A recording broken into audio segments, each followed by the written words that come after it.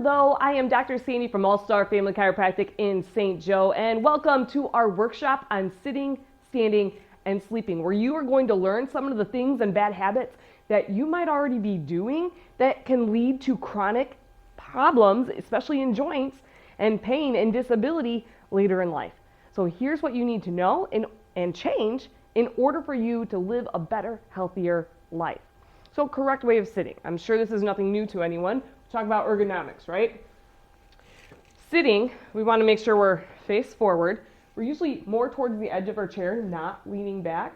Your ankles should be over your knees. Your knees should be lower than your hips or at the same level. A little lower to the same level. Then hips, shoulders over hips, and ears over shoulders.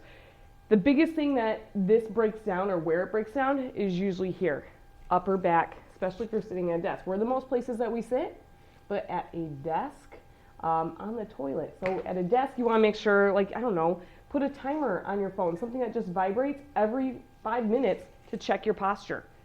That's the only way you're going to build the muscles in order for you to start sitting up straight. Now, people ask me about, what about those bands or the braces that help pull your shoulders back? Now, they are good to help you be aware of your posture, but as soon as you take them off, you tend to not have the muscles built in order to still keep good posture. So, pros and cons to everything. So I brought up the toilet. A lot of places where we sit on the toilet. And I'm going to show you this video about the Squatty Potty too, because to sit in this position is actually the most load bearing on your low back and can create injury. So like, you ever know that person, or maybe it's yourself, that all I did was bend over to pick up a pen or an empty laundry basket and my low back just went out. So when it comes to sitting or even moving into that position where you're leaning forward, puts the most amount of pressure onto our low back. So I want you to watch this, all right? Hopefully you're on YouTube and you're not going to just like watch another ad when they play this. And bring this closer to you too. This is all about the Squatty Potty. You can even look this up yourself, and I will read it for you as it's going through. Play button. All right, so there's a theory about toilets and toilet posture, and that sitting can get in the way of our health. So we decided to research the concept of squatting, and this is what we found.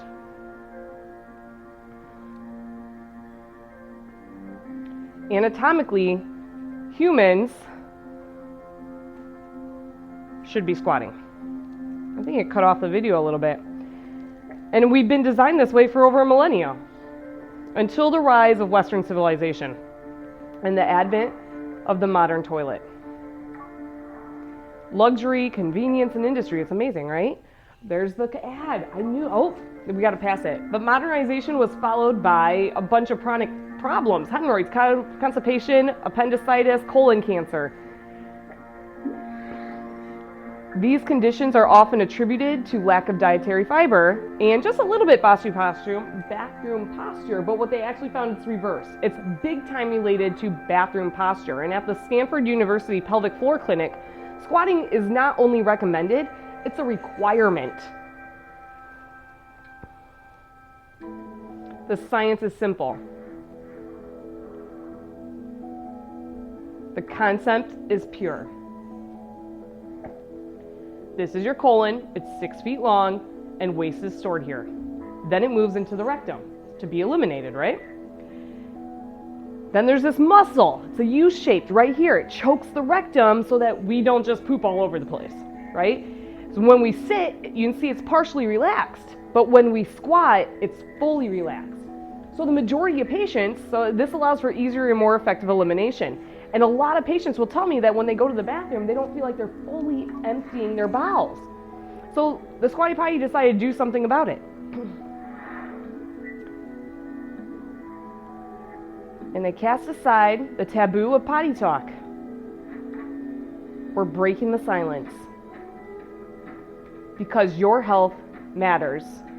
Because your comfort matters. And because you matter.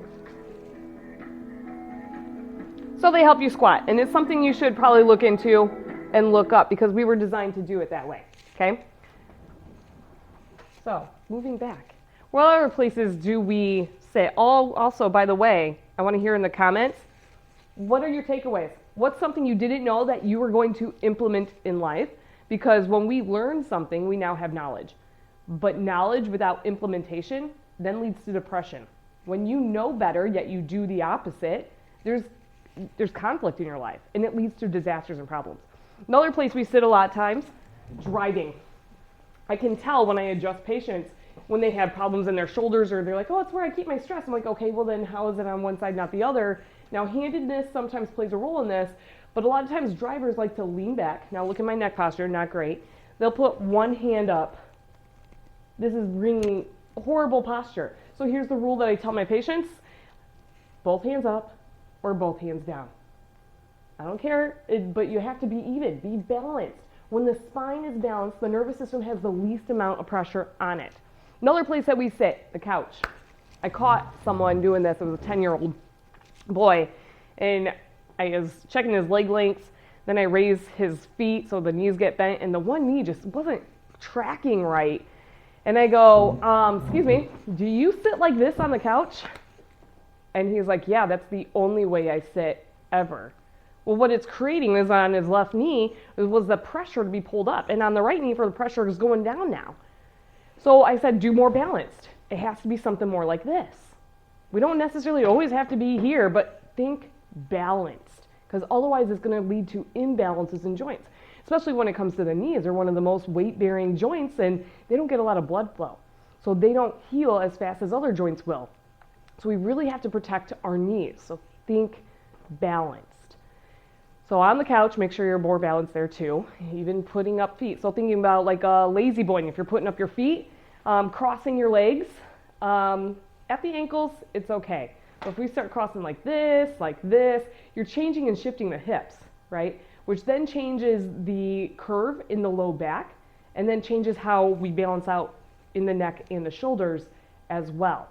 Also, when you're in a lazy boy or similar chair where you're leaning back, it puts your head in forward flexion, and it usually takes the curve out of your low back, which is, again, not ideal and puts more stress onto your body. So if you're going to be in a chair like that, I recommend putting a pillow back there so you can keep that curve in your low back. Now, I keep talking about these curves.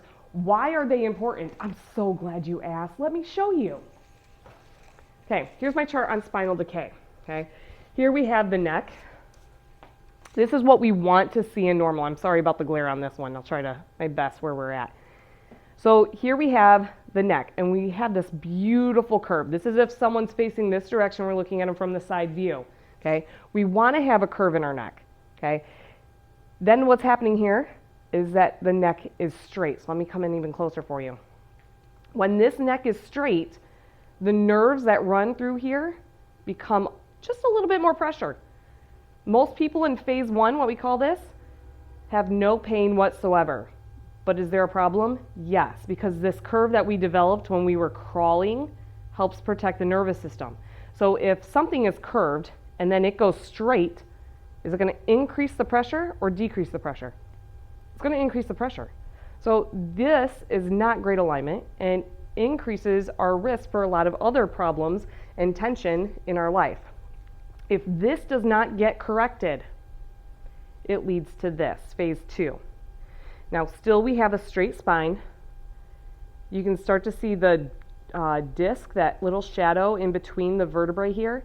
Those discs start to get smaller. That's what we call degeneration or mild arthritis. Now, someone in phase 2 typically only has pain for 2, 3, 4 days at a time. It goes away, but does the problem go away? Not at all. So if this isn't corrected or reversed to this, it goes on to this. And what you have here is now bone on bone, degeneration, what we call a phase 3. This person has loss of range of motion and a ton of stress and pressure on their nervous system. And this isn't ideal. This is what leads to when we can't move, like specifically in the neck, right? If you're driving and you go to turn and look or behind you and check your blind spots, you're not a safe driver anymore. And a lot of people get to this. Now, here's another kicker too, as we get into standing positions and even sitting if we're on our phones and at the desk and things like that. That's what's going to create this loss of curve, right? Is bad posture. whether we're sitting, standing, or sleeping. In fact, this has become so common with today's technology that it's now called text neck. That's not cool. In fact, if my kids are on any type of screen, they have to be on their tummies in order to force that head up in order to keep the curve there, to put less stress on the nerves that are protected by the bones right there. So here's what's, when I'm talking about this being more common, when I graduated chiropractic school 10 years ago in the state of South Carolina, we used to say most people are in phase 1 by the time they're 26 years old. Now it's by the time they're 14 years old. I've even needed to take x-rays on a 7-year-old, which I don't like to take x-rays on anyone under the age of 18. But on a 7-year-old, I decided it was necessary, risk combo, that we needed to take x-rays. And we had no curve in a 7-year-old. That's not okay. That can lead to problems later in life. It's the same in the upper back. Now in the upper back, our curve should go the other direction, right? We want it curved this way. So the person's still facing the same direction, but then we tend to have loss of curve sometimes because of leaning forward, of a forward head carriage. It can also increase our curve too. So we have a hyperkyphosis, as that's the way that curve goes, or we can have a hypokyphosis, which and this is depicting a hypokyphosis, when it just starts to go straight. So when it's curved, the spine's curved, nerves have good pressure. And when it becomes straight, the nerves have more pressure, which then it changes our function in our body and can lead to symptoms. What symptoms? Different ones. That's a whole nother spinal workshop we can talk to. Go look at a Merrick chart. M-E-R-R-I-K or I-C-K. But going back to the lumbar, this is where we actually, I think the statistic is 90% of Americans will have some type of low back pain in their life. 90%. And I think of that, 60% end up being chronic. That's not okay. We have to be taking care of our low back, especially if you're doing any type of sitting, desk jobs, or manual labor, which is like 80% of the workforce, right? We need to be taking care of our low back in order to have a long, healthy life. So the low back has a lordosis curve, so that means when we're facing this direction, the curve's going inward towards our bellies. This is what we want to see if we were to take x-rays of you. But then what happens is it starts to go straight, especially if we were in lazy boy chairs, poor posture, in desks for years. And then if this isn't corrected, it gets worse. And now we have degeneration and arthritis setting in. You can see the facets back here, the back part of the vertebrae.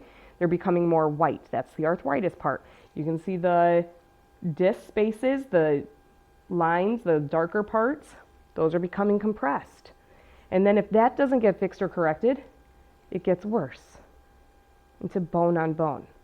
That's when you can't move. That's when other symptoms start to happen. And life is in motion. So your curves in your spine are extremely important in why you need to change your posture when you're sitting, standing, or sleeping. So let me put that down. Going into standing now. So sitting, we talked about at a desk. We need to be upright. Toilet, we need to be squatting. Driving, hands up or down. Sitting on a couch, make sure we're balanced, no legs crossed, or in a lazy boy having that support behind our back. Now standing. This is pretty simple and easy, right? You would think so anyway. Standing, if you look into a mirror, you want to check your eye and ear level. Is it straight or is it tilted? Or do you catch yourself doing this a lot or looking at people weird like that? Look at your shoulder points. You can draw a straight line with an arrow along a mirror with like a dry erase board marker, and then stand in front of the mirror so then you can compare yourself to that line. So check your shoulders. Check the tips of your hips. Is one higher than the other? Okay. You might also notice rotation. Is one shoulder forward? Okay. It's hard. You can't check yourself on the side posture when you're standing. But a lot of times, even if you have a standing desk, you might catch yourself leaning on one leg. Or handedness leans into one, especially if you have, if you're at a desk where you're picking up a phone still and we're doing something like this. Now look at my posture. And while our bodies are meant to move like this, they're not meant to get stuck like this. So repetitive motions and bad habits continue to create more havoc in our spines and nervous system. So forward head carriage, we covered that one too. So anytime we're texting, bring the phones up. If you're anything, emails, anything on your phones, it's got to be up here. Technologies, books, those are really hard too. If you're standing at a desk, you're at school, book bags, they're like 20 pounds. You're having to do this in order to hold them up. See if you can stand up more, gain more muscle. But looking down at a desk, if we're here, I mean, it's kind of unavoidable. It's really hard to bring it up like this and do the right posture. So every 20 minutes that you're in this position, you need to take a 5-minute break, move around and stretch. And then there's sleeping. Now, think good posture again, right? We want to keep our spine in a neutral position. The best way to sleep is going to be on your back. And I know that's really hard for people. The majority of people are side sleepers. However, side sleepers tend to do this. They have a pillow right here, their head's tilted one way or the other, then they like to hitch one leg up and twist it over. Stop it! Stop it, stop it, stop it. It's creating a twist in your low back and it's taking your head posture and your neck all into crazy things. So the best way to sleep is on your back, what I call coffin sleeping. You just put your hands right here, you rest, and you want to have a pillow that's really flat. Not a pillow that's going to push you up like this, okay? Something that's flat, maybe it has a little curve at the base for a little bit of neck support. Or maybe that you're feeling like you're putting your head back. That's actually going to help you keep your curve in line. You may also want, if you're sleeping on your back, you may also want to put a little pillow, small pillow, under your knees to reduce any of the pressure in your low back that might be there as well. Which, if you have pressure in your low back when you're laying on your back, probably means you have lower cross syndrome, and I'll go into that in a minute. So back sleeping is the best. Side sleeping, if you can sleep on your side safely, okay? So I gave the bad example, here's how to correct it. You want a pillow that is this big. So you're gonna have to measure between your shoulder and your ear. You want a pillow that's not gonna make you do this, and a pillow that's not gonna make you do this. Something that's in between. And so patients will ask me now, and I have not been able to find one pillow that fits all, but there is a pillow I really like.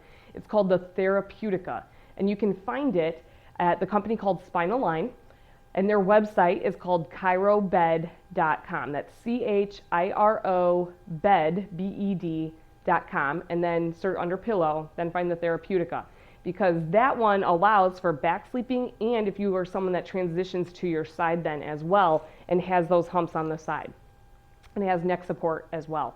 So the side sleepers, you got to start with pillow, and then you're allowed to have your knees bent. They just have to stay together. Okay, so you can be in this fetus position or fetal position. You just can't have one knee over the other, and you can even put a pillow in between here. Now, no one wakes up with a pillow there. Usually, it takes time. Train your body to do it, but it's worth it because then it's not wreaking havoc and stress on the rest of your body. Okay, so staying there, you can be bent as much as you want. The knees just have to stay parallel. So the one thing I wanted to go back into was lower cross syndrome.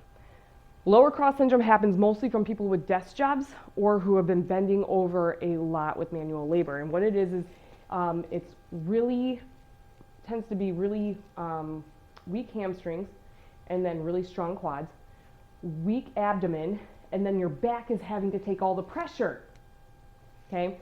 So when your back overworks, it's going to create tighter hip flexors. And your hip flexor or your psoas muscle it connects at L3, and then it comes along the hips and connects more in the front too, creating part of the pelvic floor. So this is the motion for the hip flexor or the psoas, and so it's one of the stretches I'll teach in my office too, is to get into that hip, that groin area, and really flex and move that around, and that actually helps release the low back because it's attached to L3 in the lumbar spine. So you can also YouTube, look up lower cross syndrome. So if you have a weak core, odds are you probably have lower cross syndrome. Lower cross syndrome exercises, you're going to run into a bunch of planks, lunges, and again, proper sitting. One of the other exercises we give big time in our office for this is what we call wrist to wall exercises. So I'll go through some of those with you as well. In the wrist to wall, you're going to put your feet about a foot away from the wall. Your butt, your shoulders, and your head should all be able to touch the wall. And then you should be able to put your elbows and your wrist against the wall as well. That's the first step. If this is hard for you to do, keep doing just this. You can do this by laying on the floor too. You put your feet flat on the floor, bend the knees, your butt, your shoulders, your head should all be touching the floor. Wrist and elbows should also be able to touch the floor. That way you have gravity helping you on the floor. So if that's hard enough, just stick with that. If this is pretty easy for you, the next step on this is to be able to bring your elbows all the way down, keeping your wrist against the wall, and all the way up, keeping wrists and elbows against the wall too, or floor. All the way down and all the way up. The next part of this is the pelvic tilt. So you should be able, what a pelvic tilt is that you're going to want to tighten the core and tuck the hips under you. So your back is flat and taking out the lumbar curve. This is arched, this is tucked. So against the wall, I'm going to be doing those as well, but you won't be able to see from this camera view. So we have arms against the wall, and as you tuck under, your elbows should be able to go down. As you arch your back, arms straight up all the way. Tuck and elbows down, arms up, and arch your back. But you don't want to, keeping shoulders have to stay against the wall too when you arch your back. So you're not moving your upper body forward and backwards. You have to move your lower body. Again, that portion can be done on the floor as well. So again, make sure you subscribe. You like this video, share it with someone you know whose life can be improved, and make sure to comment in the comments, what were your takeaways? What are you going to start doing now to help you be a better version of yourself? The more that you know, the more that you can do in order to make sure you are living to your full potential. That is what my hope and my prayer is for all of you. So thanks for tuning in and also wanting more information. Feel free to put in the comments what else you want to hear from us. Thank you guys so much. Go be amazing.